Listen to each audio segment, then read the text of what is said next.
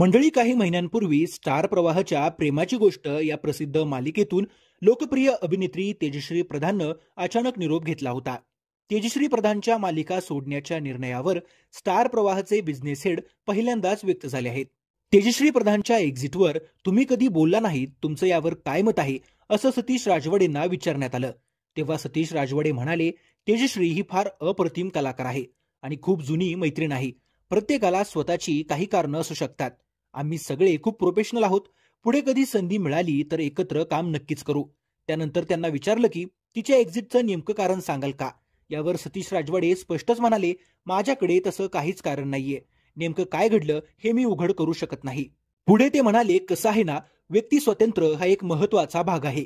जसं आज आपण स्टार प्रवाह पुरस्कारासाठी भेटलोय आणि तुम्ही मला जसा हा प्रश्न विचारला आहे तसं प्रत्येकाचं व्यक्ती स्वातंत्र्य असतं. आम्ही प्रत्येकाच्या व्यक्ती स्वातंत्र्याला मान देतो, त्याचा सन्मान करतो. आम्ही प्रचंड प्रमाणात त्या व्यक्तीच्या मतांचा आदर करतो.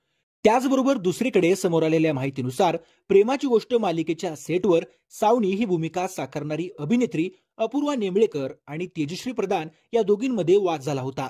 त्याच नंतर तेजश्रीनं ही मालिका सोडण्याचा निर्णय घेतला होता. व्हिडिओ आवडल्यास लाईक करा आणि मालिका विश्वातील बातम्यांसाठी चॅनल सबस्क्राईब करा.